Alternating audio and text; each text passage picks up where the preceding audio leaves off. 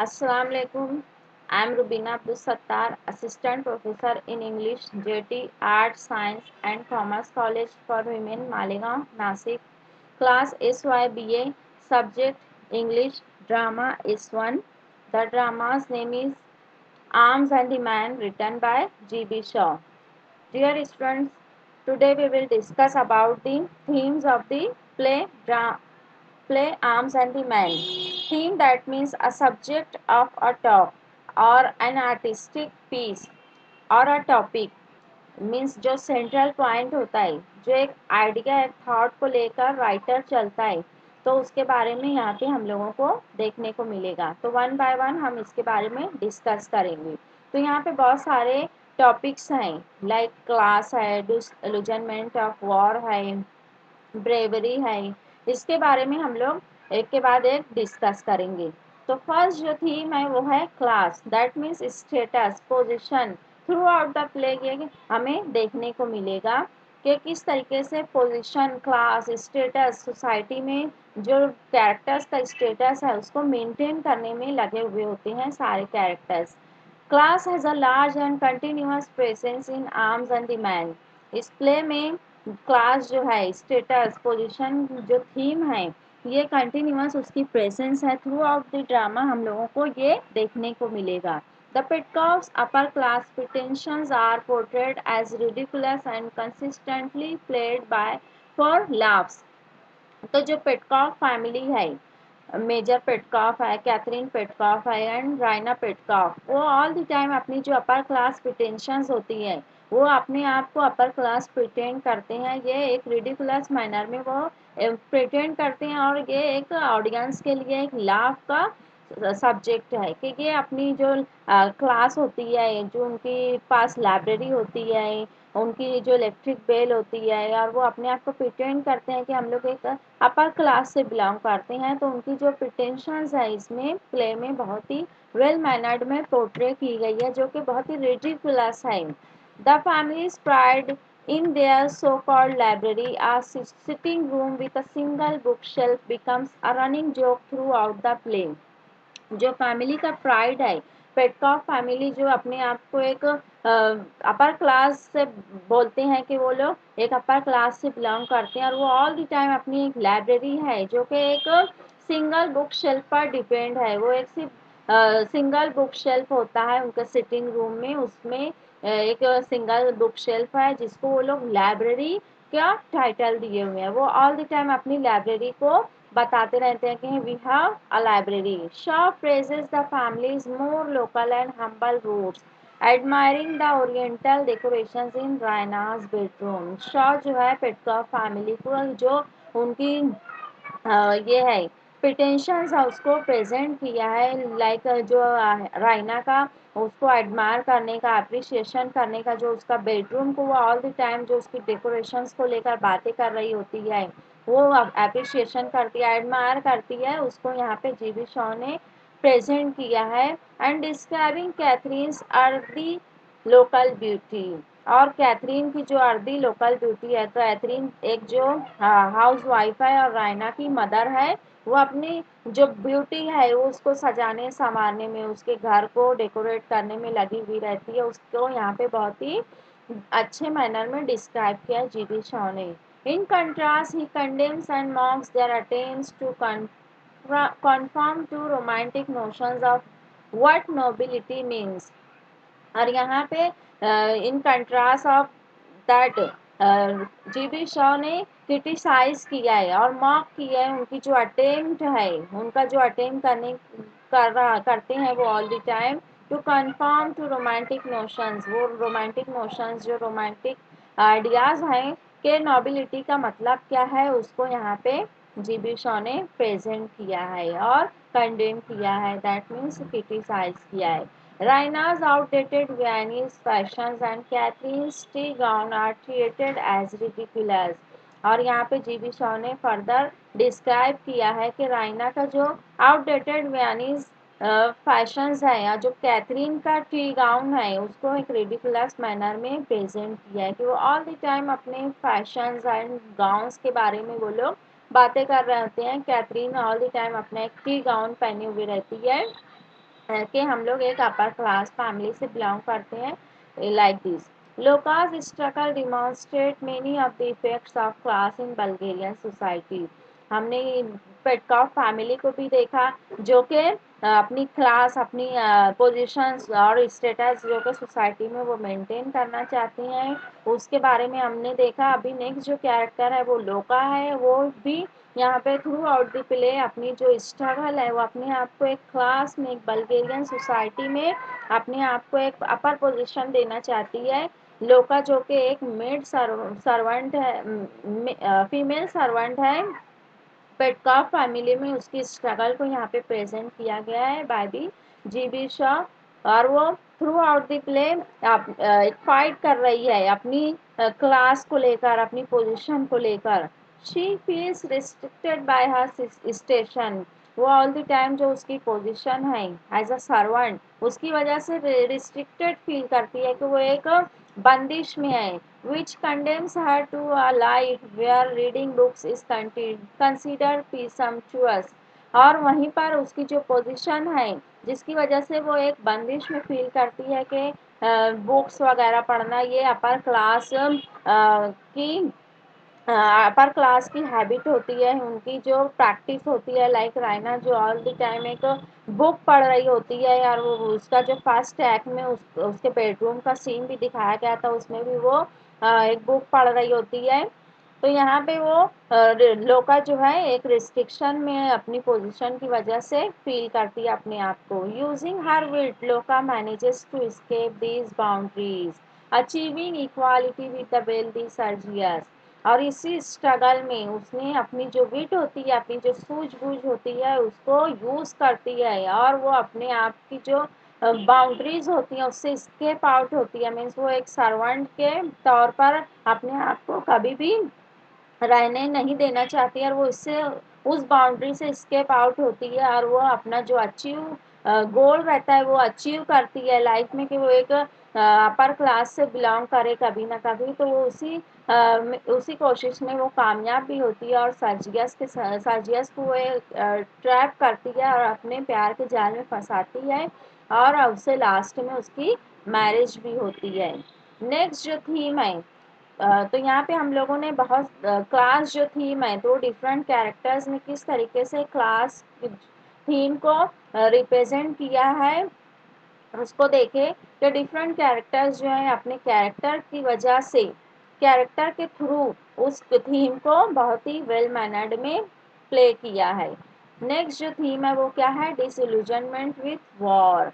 Disillusionment means disagreement with war कि war जो है एक अच्छी चीज़ नहीं है, उसको लोग क्यों पसंद करते हैं। उसके जो रोमांटिक आइडियाज़ हैं लाइक रायना और सर्जियस जो कि प्ले के शुरू में हमें दिखाया गया है, बिगिनिंग में हमें दिखाया गया है कि किस तरीके से वो वॉर को आइडियलाइज करती है Raina and will as Sergius. तो यहाँ पे डिसइल्यूजनमेंट विथ वॉर जो जीबी शॉ का थॉट है वो वॉर से एग्री नहीं कर रहा है, वो वॉर को एक अच्छा ऑब्जेक्ट नहीं समझता है और इसीलिए वो वहाँ पे डिफरेंट कैरेक्टर के थ्रू वॉर का जो नेचर है वो प्रेजेंट किया है। राइना और सर्जियस जो है उसको आइडियलाइज करते हैं, रोमांटिक वे मानते हैं, but on the other hand the next character is Bluntschli he is a Swiss mercenary. और वो जो रियल नेचर है वॉर का, जो रियल प्रैक्टिकलिटी है दैट मीन्स वॉर की,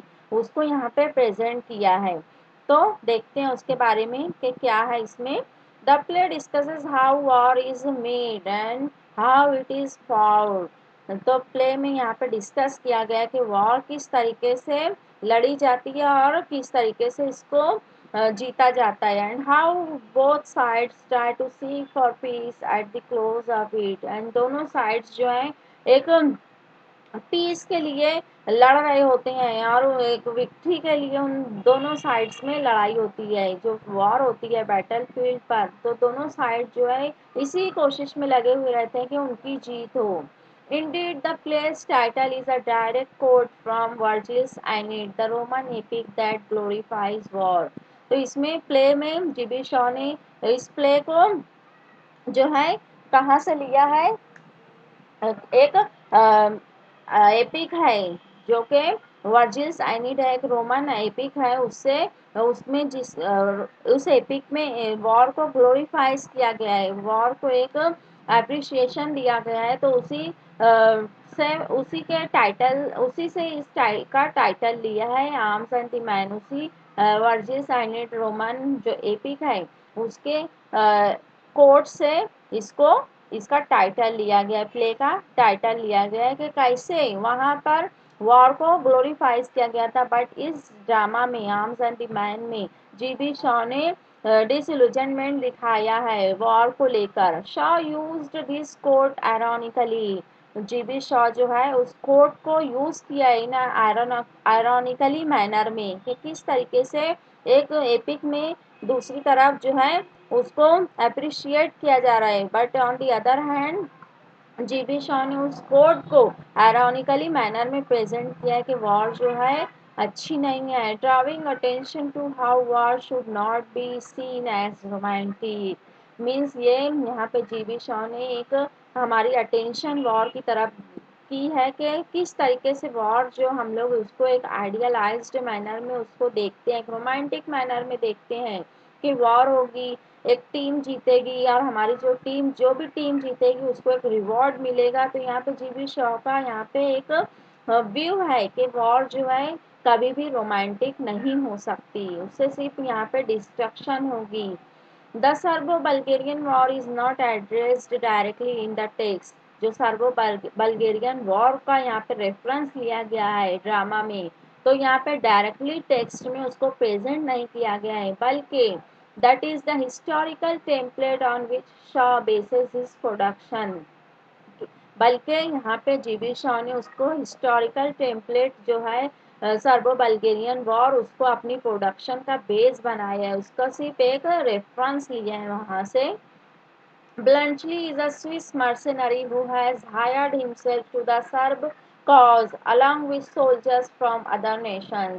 Bluntschli जो है हीरो ऑफ द प्ले है, वो एक स्विस मर्सिनरी है, वो स्विट्जरलैंड से बिलोंग करता है और वो स्विस मर्सिनरी है। वो एक पर्टिकुलर वेज होता है, उस के बेसिस पर वो सर्बिया की तरफ से फाइट करता along with soldiers. Sergius is supposed to representing the heart of the Bulgarian enterprise. Bluntschli जो है हीरो जो है वो एक वॉर का एक जो रियल प्रैक्टिकल वे है, प्रैक्टिकल नेचर उसका दिखाया है। On the other hand Sergius जो है वो नेक्स्ट कैरेक्टर है जो कि इस ड्रामा में उसने वॉर का जो है रोमांटिक आइडिया, एक आइडियलिस्टिक नेचर यहाँ पे वॉर का दिखाया है। Sergius is suppose to representing the heart of the Bulgarian enterprise. Bluntschli जो है सर्बिया की तरफ से फाइट कर रहा है और दूसरी तरफ सर्जियस जो है वो बल्गेरिया की तरफ से फाइट कर रहा है। With his brave charge at the start of the work, demonstrating just how powerfully he wishes to defend his nation's honor। जब वॉर स्टार्ट होती है और ड्रामा की स्टार्टिंग में हमें ये देखने को मिला है कि कैसे सर्जियस अपने आप को डिमॉन्स्ट्रेट करता है कि वो बहुत ही पावरफुल मैनर में फाइट करता है। वो चाहता है कि वो जो उसकी नेशन का प्राइड है, ऑनर है, उसकी प्रेस्टीज है, उसको कायम रख सके और उसी को लेकर वो अपनी नेशन को डिफेंड करता है और वो सर्बिया से फाइट करता है। What becomes clear as the play progresses. हमें शुरू में ये पता चलता है, ड्रामा की स्टार्टिंग में ये पता चलता है कि जो सर्जियस है वो बहुत ही अच्छे ब्रेवली मैनर में बहुत ही स्मार्टली वो फाइट कर रहा है विद द सर्बिया। बट जैसे जैसे ड्रामा स्टार्ट होता है और उसकी प्रोग्रेस होती है तब हमें पता चलता है कि वो किस तरीके से उसने वॉर को फाइट किया है। However is that war is simply a job for soldiers and nothing more. और यहीं पे हमें पता चलता है जो सर्जियस का वे रहता है फाइट करने का, किस तरीके से वो फाइट किया है, उससे हमें ये पता चलता है कि वॉर में जो सोल्जर्स होते हैं वो एज अ जॉब ही उसको एक्ट करते हैं और उससे ज़्यादा उनका कोई भी मोटो नहीं होता है। Sergius is not the hero he is initially thought to be. Sergius जो है शुरू में हमें ऐसा लगा था, जो ऑडियंस है, जो रीडर्स हैं, उनको ये फील होता है कि सर्जियस हीरो है फ्रॉम द प्ले, बट जैसे जैसे प्रोग्रेस होती है, उसकी डेवलपमेंट होती है ड्रामा की, then audience and readers come to know that Bluntschli is the hero of the play and Sergius is the side hero. He romanticizes war to such an extent that he leads a foolish charge against the enemy. जब वो drama की beginning होती है, तब हमें पता चलता है कि सर्जियस जो है बहुत ही ब्रेवली मैनर में, बहुत ही एक अच्छे मैनर में, एक स्मार्ट वे में फाइट कर रहा है with the other team, that is Serbia. But जैसे जैसे ड्रामा की प्रोग्रेस होती है, तब हमें पता चलता है कि वो किस तरीके से एक पुलिस चार्ज किया था against the enemy, and only does so in order to climb ranks for recognition. और वो सिर्फ अपने आप की एक रिकॉग्निशन, उसकी जो एक रिवॉर्ड मिले, उसको एक पहचान मिले, एक मेजर की पोस्ट मिले, पोस्ट नेम फेम के लिए ही सिर्फ वो उसको फाइट करता है। तब हमें पता चलता है कि जो सोल्जर्स होते हैं, वो सिर्फ उसको एज अ जॉब ही लेते हैं। और यहाँ पे सर्जियस ने भी एक पुलिस चार्ज ले लिया था, जिसकी वजह से जो लॉस हो सकता था, बट उसके लक की वजह से उसको विक्ट्री मिल जाती है। Bluntschli also destroys Raina's romantic idea of war and heroism. Then Raina जो है फियांसे है सर्जियस की, वो भी एक रोमांटिक आइडिया रखती है वॉर को लेकर, हीरोइज्म को लेकर, और उसे लगता है कि उसका जो फियांसे है सर्जियस, वो बहुत ही ग्रेट है, ब्रेव है, और वो बहुत ही वेल मैनर्ड में फाइट किया उसने अगेंस्ट दी सर्बिया। बट जब ब्लंशली से उसकी मुलाकात होती है, उसकी मीटिंग होती है in the first act, Bluntschli और रायना एक दूसरे से मिलते हैं, उस टाइम पे ब्लंशली जो है कंडेम्स करता है सर्जियस को, और रायना को बताता है कि how foolishly he charges against the enemy, and वो जो रायना के रोमांटिक आइडियाज होते हैं, वो उसको डिस्ट्रॉय करता है।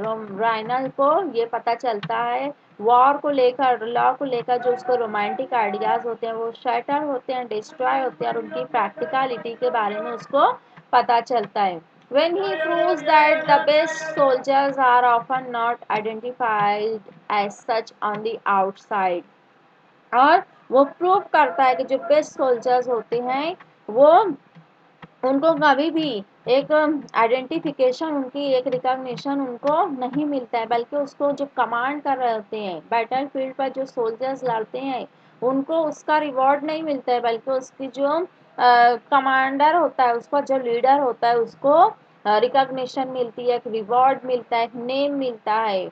यहाँ पे ब्लंशली अपने आइडियाज, अपने थॉट्स रायना को बताता है। For sure war is simply a war for men to occupy themself. GB Shaw जो है यहाँ पे बताता है कि जो मेन है, वो वॉर को सिंपली एक ऐसे वे में लेते हैं कि वो अपने आप को क्या कर सके, एक पोजीशन दिला सके, perhaps in drawing small parts of the national borders. वो जो नेशनल बॉर्डर्स पर फाइट कर रहे होते हैं, तो वो सिर्फ इसलिए करते हैं कि वो अपने आप को एक रिकॉग्निशन दिलवा सके।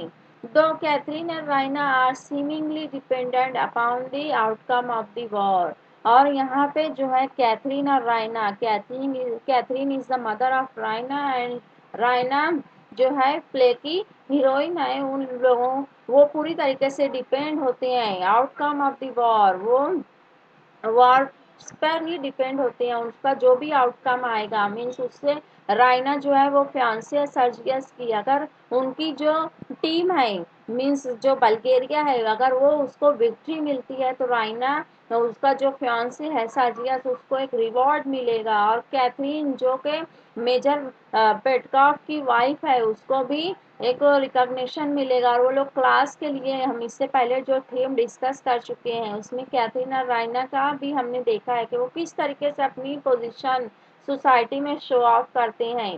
तो यहाँ पे वो पूरी तरीके से डिपेंड दिख रहे हैं वॉर के आउटकम पर, कि अगर इनकी टीम जीतती है, तो वो अपने आप को, अपनी जो प्रिटेंशंस हैं, अपर क्लास को लेकर उसमें एक चीज़ और इंक्लूड कर देंगे वो लोग कि उनके जो फियांसे और हस्बैंड है वो एक वॉर में उनको विक्ट्री मिली है और उनको रिकॉग्निशन मिली है। In dealing with Bluntschli they are also active participants in some of its इंट्रिग्स।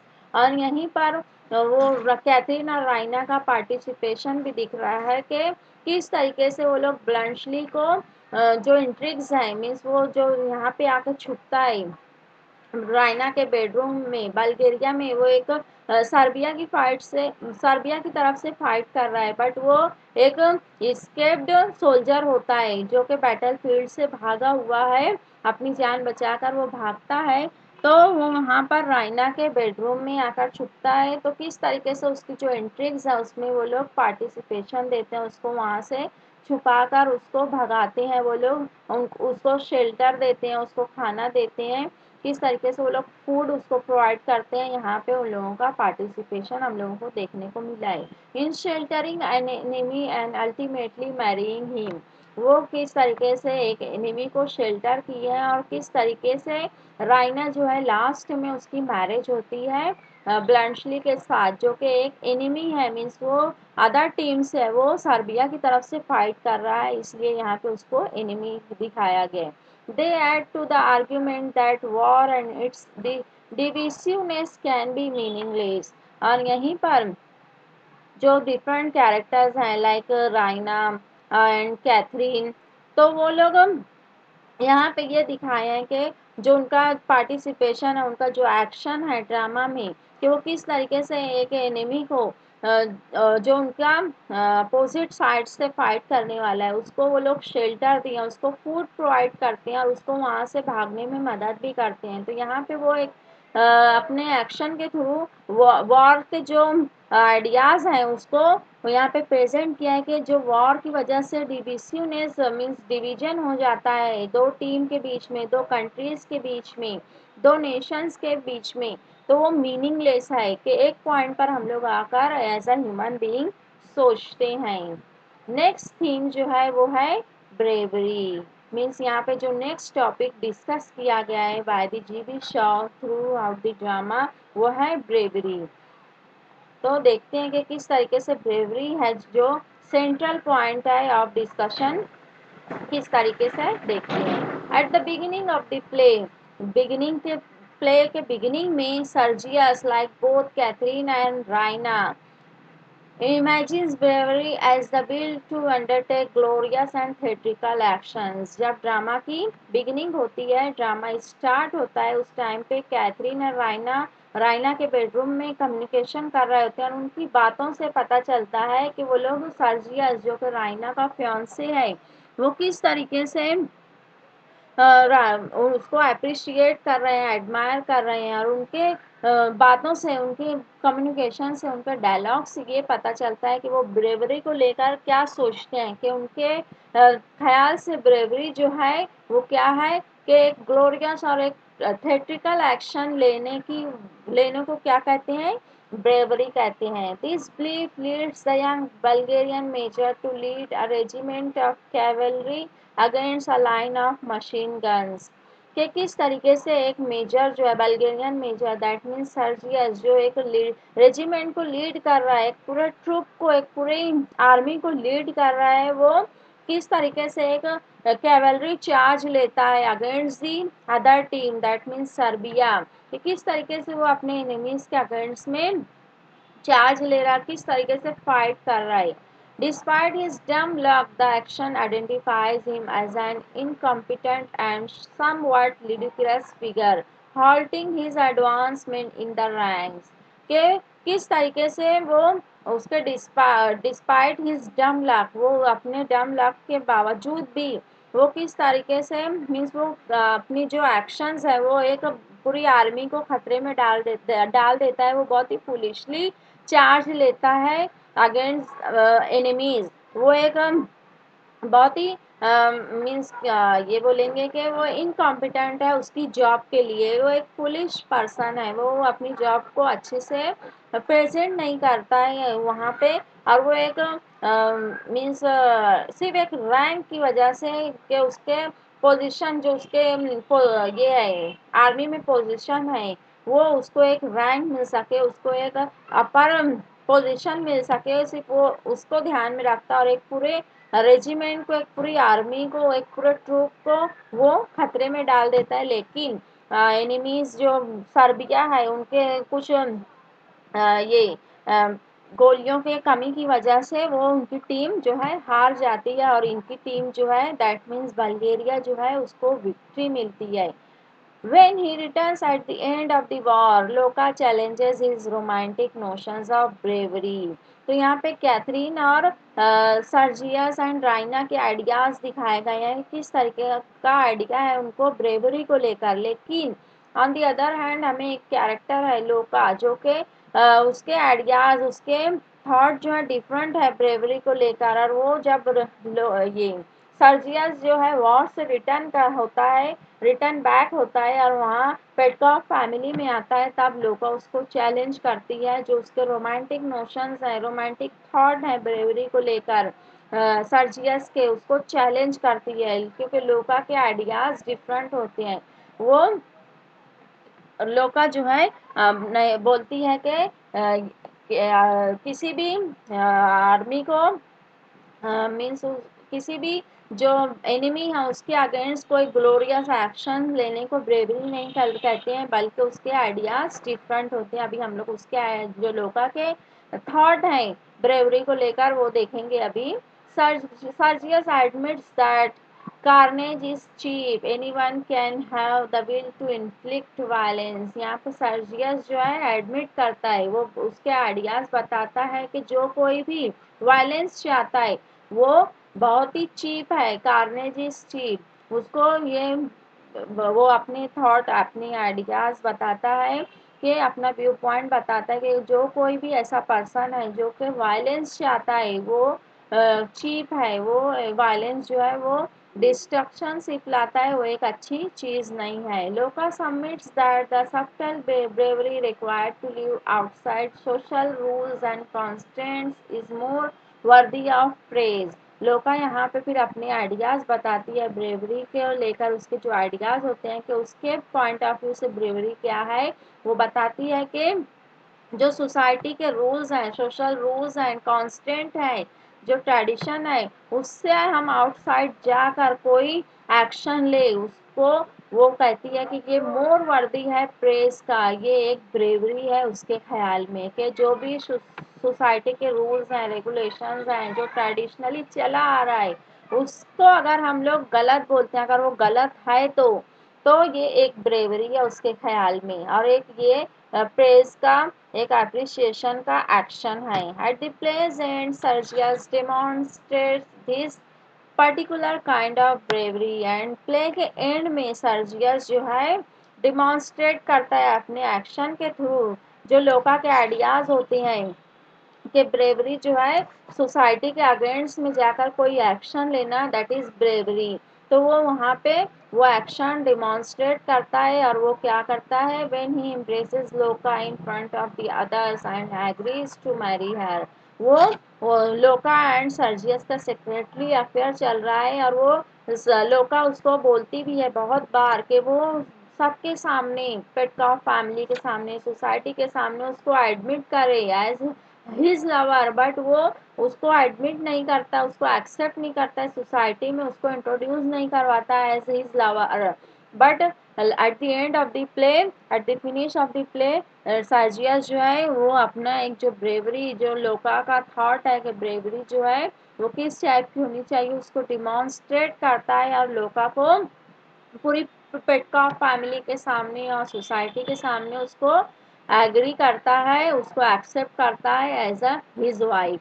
Like Sergius, captain Bluntschli also undermines traditional understandings of bravery.